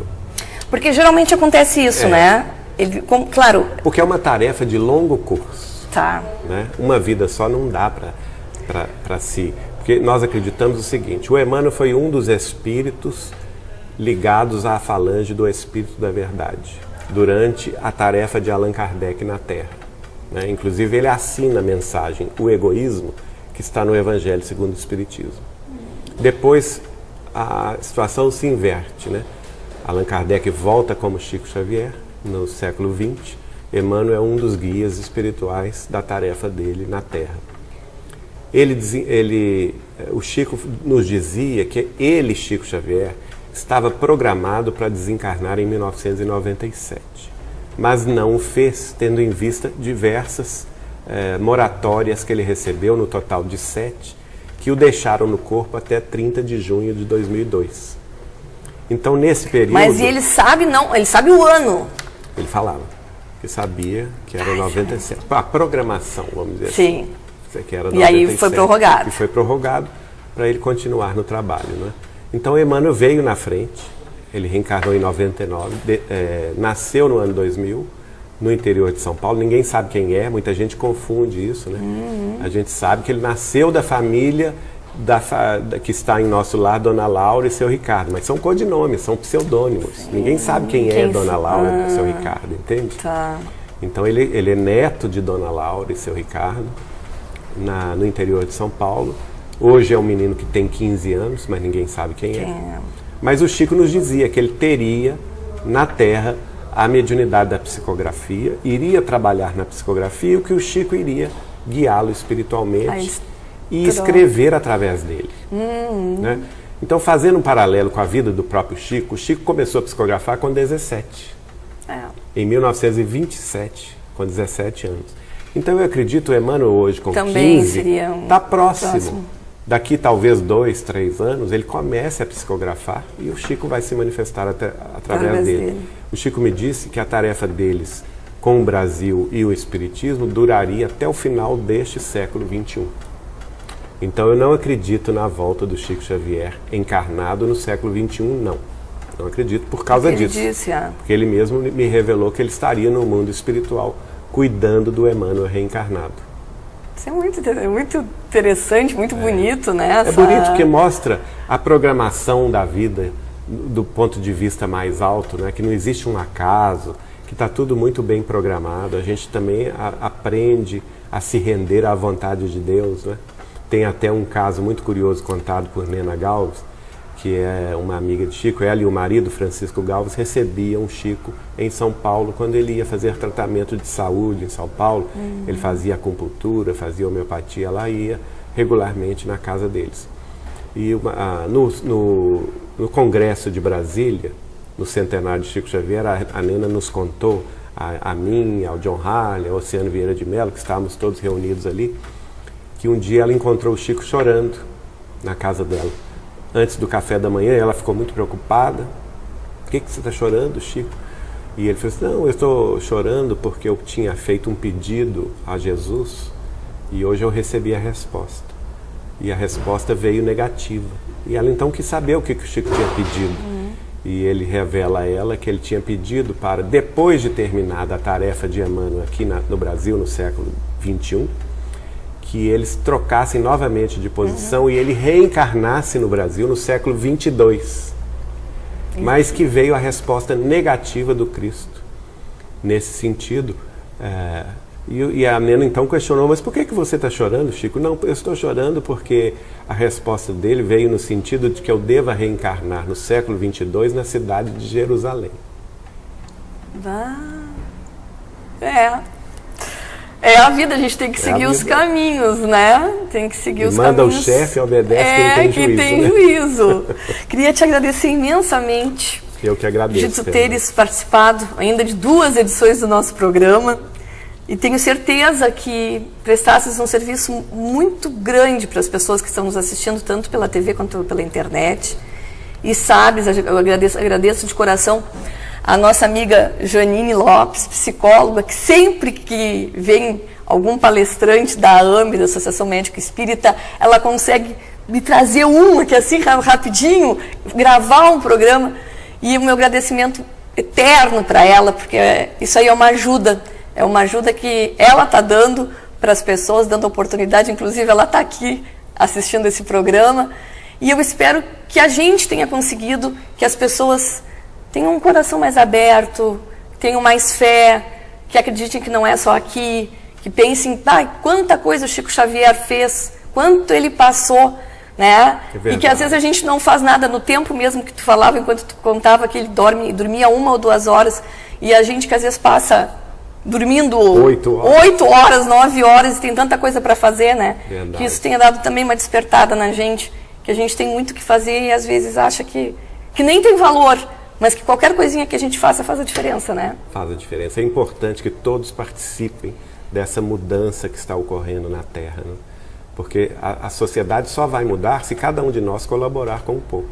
Chico deu esse exemplo e eu convido a todos os telespectadores que não conhecem a vida e a obra de Chico Xavier que pesquisem, né? Nós não queremos converter ninguém, isso não é o objetivo nosso de fazer proselitismo religioso, não. Mas conheçam a vida e a obra desse homem que fez tanta diferença. Tá certo. Obrigada de coração, de coração. A gente agradece você que ficou aí do outro lado, tanto pela internet quanto pela TV. Esse programa ele é reprisado aqui na Via Cabo, depois ele vai para a net, é postado no YouTube e a gente tem um encontro marcado ao vivo na próxima quinta-feira. Até lá.